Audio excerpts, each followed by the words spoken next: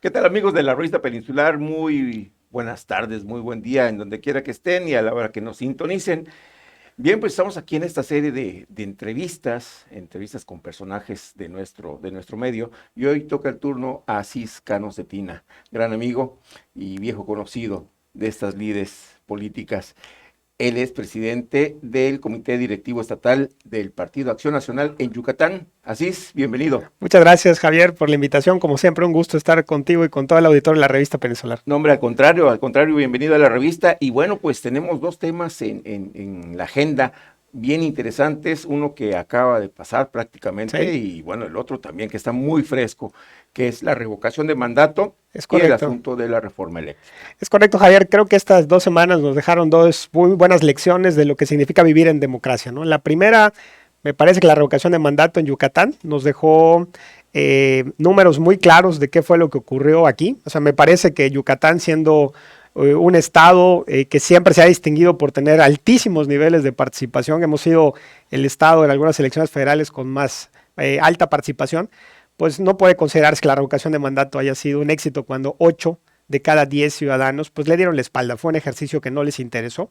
A mí me parece que quedarán por ahí muchísimas reflexiones, pero lo más importante es que a la ciudadanía se le mandó el mensaje de que hay un árbitro bien evaluado, imparcial, y que tenemos todos que respaldar y consolidar para seguir teniendo estos estándares democráticos que hemos vivido en México, pues prácticamente desde la alternancia del año 2000 a esta fecha. Entonces, creo que da para muchas lecturas el tema de la revocación. Nosotros, ya lo hemos dicho, nos quedamos con esta reflexión de que hay un árbitro imparcial, consolidado en su tarea de organizar procesos selectivos, y bueno, pues también con el dato duro de que 8 de cada 10 ciudadanos pues decidieron darle la espalda a la revocación de mandato, y lo que nos indica es que terminó imponiéndose el desinterés de los ciudadanos. Efectivamente, como bien dices, hay una reflexión que nos deja este proceso y cabe hacer subrayar sobre todo esa reflexión que hace el yucateco al acudir a la urna de votación. Sí. En este caso, efectivamente, mucha gente estuvo siguiendo desde el inicio del proceso de revocación de mandato, pues todos los dimes y diretes que surgieron en torno al INE sobre todo. Y Así es. bueno, en este caso en particular, los yucatecos siempre se han caracterizado precisamente por ir a las urnas con una reflexión en la mano prácticamente. Sí, claro, acá digamos la reflexión es que también el no acudir a votar es un mensaje. Y a mí me parece que creo que es lo que el ciudadano yucateco mandató. Aquí hay que recordar algo importante. Yo creo que la revocación de mandato como una herramienta de participación ciudadana es muy útil cuando nace de la propia sociedad, cuando nace de los propios ciudadanos. Pero aquí la revocación de mandato fue un ejercicio impulsado desde el propio gobierno federal, donde se hicieron las reglas que ellos mismos además incumplieron. Entonces me parece que eso termina por no animar un proceso donde, repito, siendo Yucatán uno de los estados más participativos, pues lo que sería digno de celebrar es que participaron el 75 o el 80% de los electores, cuando en verdad con trabajo llegó al 20%.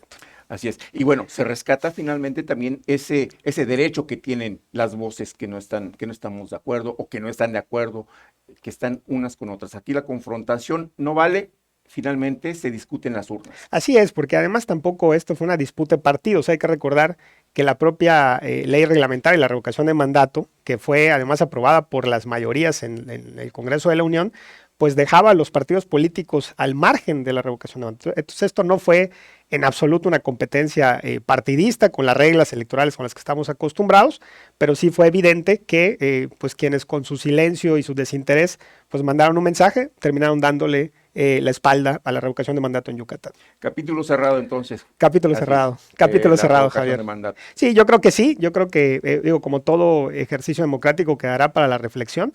Me parece que el INE, a pesar de todas las trabas que se le pusieron, a pesar de los recortes presupuestales, a pesar del desinterés de la Secretaría de Hacienda por ministrar recursos para organizar este ejercicio nacional, me parece que cumple con creces. Y además, eso en Yucatán siempre ha sido una constante y es algo que no debemos de cambiar, que siempre tengamos procesos de participación ciudadana en un clima de paz y tranquilidad social, que creo que es algo que siempre nos ha distinguido y que debemos de procurar que no se pierda.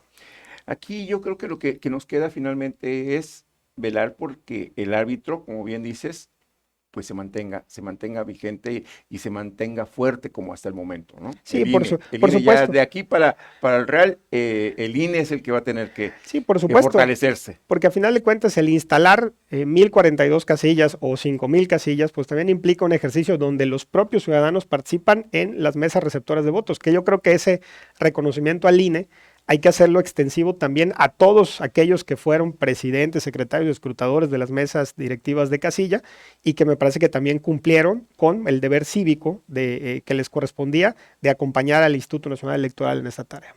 Perfecto. Así es. Pues ahora viene también el asunto de la reforma eléctrica. Qué, qué espectáculo, ¿verdad? Pues mira, yo creo que fue algo que Espectáculo previo. sí, espectáculo previo, antes, durante y después, ¿no? Yo diría, ¿no? Yo creo que es algo que jaló muchísimo los reflectores del escenario público. Creo que las posturas además fueron muy claras desde un principio, es decir, el caso de Acción Nacional, desde el principio del anuncio de que se iba a enviar esta ley de la reforma eléctrica, se fijó una postura, se pusieron puntos sobre la mesa que no fueron atendidos por quienes tienen la mayoría simple en la Cámara de Diputados, porque también tenían un mandato muy claro de no moverle una coma. Y a mí me parece que cuando pues uno en un Congreso ejercita la función parlamentaria, también lo que se vale es incorporar opiniones diversas, dar el debate parlamentario, saber que hay ideas de los otros que pueden enriquecer una propuesta, pero en este caso me parece que hubo una cerrazón total por quienes tenían una mayoría que no pudieron extender para construirla en una mayoría calificada que permitiera un cambio constitucional. Entonces, me parece que fue un debate muy intenso, pero donde desde un principio todos establecimos la postura y a mí me parece que además lo rescatable es que se mostró un bloque opositor fuerte, cohesionado, unido, donde a pesar de las presiones y los chantajes y me parece el tiroteo mediático que se le dio a la oposición, se mantuvo firme en su convicción de no aprobar esta ley de la industria eléctrica en sus términos, pero además yo creo que se canceló la posibilidad de tener una propuesta que adicionara opiniones, sobre todo de la sociedad civil. Digo, valga recordar que hubo un ejercicio de parlamento abierto de prácticamente un mes, de donde no se desprendió ninguna propuesta que la mayoría del partido en el gobierno federal tomara para enriquecer su propia propuesta. Perfecto. Oye, aquí lo interesante y lo rescatable es que finalmente la oposición se consolida en un bloque, ¿no? Sí, por supuesto, yo creo que se manda un mensaje también muy claro, es decir, por Exactamente. encima de la Constitución no puede estar la voluntad de un solo hombre, ¿no? Y por encima de la Constitución no puede estar la voluntad del Poder Ejecutivo. Que esto sirva también de lección y experiencia para poder abrir canales de consenso, de diálogo, donde se puedan recoger todas las voces. Precisamente esa es la intención de una conformación pluricultural de este caso de la Cámara de Diputados. Entonces me parece muy importante el mensaje que mandó la oposición como un bloque cohesionado a la sociedad y a los ciudadanos de decir no vamos a permitir que la Constitución se pueda trastocar por la voluntad de una sola persona. Oye, y en ese sentido, la participación de los diputados yucatecos estuvo, pero bastante fuerte, ¿no? Sí, muy atentos. La verdad La es que diputada Cecilia hay que Patrón, hacer un reconocimiento a los cinco, como no, a los cinco, a la exactamente. diputada Cecilia Patrón, al diputado Elías Licha, al diputado Sergio Chalé, al diputado Rommel Pacheco y a la diputada Katia Bolio, que además fueron siempre muy firmes y muy claros con su postura. Y me parece que además esto hacerlo extensivo a los 113 diputados de Acción Nacional, no faltó ni uno solo. Y allí estuvieron dando, me parece, la batalla, además de haciéndolo desde la tribuna del Congreso, como creo que es como se debe cumplir la función de parlamentar desde la Cámara de Diputados. Perfecto, pues enhorabuena por los diputados yucatecos y Muchas gracias. por los diputados de Acción Nacional, Muchas ¿no? gracias, Javier. ¿Qué sigue de ahora en adelante, Asís?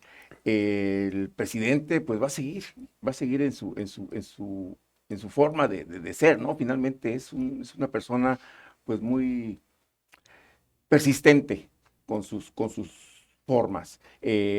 Esto pues obviamente dificulta un poco el asunto parlamentario, como bien dices, pero bueno, yo creo que ya le habrá llegado el mensaje. ¿Cuál es el sentir de Acción Nacional en este sentido? Mira, yo creo que el mensaje fue claro. El mensaje fue, si se pretenden llegar a consensos y acuerdos, hay toda la voluntad de hacerlo. Siempre ha tenido la voluntad Acción Nacional de utilizar los caminos del diálogo, pero aquí lo que no se puede es que el Poder Legislativo esté sujeto a la voluntad de una sola persona en el ámbito federal, ¿no? ¿Qué sigue? Habrá que estar muy atentos de que esto no se pretenda repetir. ¿Por qué? Porque ha habido anuncios, por ejemplo, de la malentendida reforma electoral que busca desaparecer al INE, que busca cambiar la forma en la que se organizan las elecciones en México, que me parecería peligrosísimo, porque si algo hemos consolidado en estos casi 30 años de tener organismos autónomos que organicen las elecciones, es precisamente eso, que hay una experiencia acumulada que ha permitido la alternancia de un partido a otro en un clima de total paz y tranquilidad. Entonces, habrá que estar muy atentos, habrá que mantenernos firmes en el mensaje de defender lo avanzado y bueno, yo creo que pues estaremos atentos a que en los siguientes meses pues se vaya decantando esta nueva correlación de fuerzas que se ha mostrado en la Cámara de Diputados del Congreso de la Unión. Excelente. Bien, Asís, ¿algo más que quieras agregar a estos capítulos de la historia política de nuestro país? Pues agradecer como siempre a la revista Peninsular por estar tan cercanos y atentos a estos acontecimientos que sin duda son acontecimientos que van a marcar pues la historia democrática de Yucatán y de México. Agradecerles como siempre el espacio y aquí estaremos también muy cercanos a ustedes para darles a conocer nuestras próximas actividades. Perfecto. Pues Asís Cano Cetina, él es presidente del Comité Directivo Estatal del Partido Acción Nacional en Yucatán. Muchísimas gracias, Asís, por tu visita. Y bueno, pues aquí estaremos platicando con él seguramente más adelante sobre estos temas que a todos nos interesan. Yo soy Javier García, me despido de ustedes y nos vemos en la próxima entrevista de la revista Peninsular. Hasta pronto.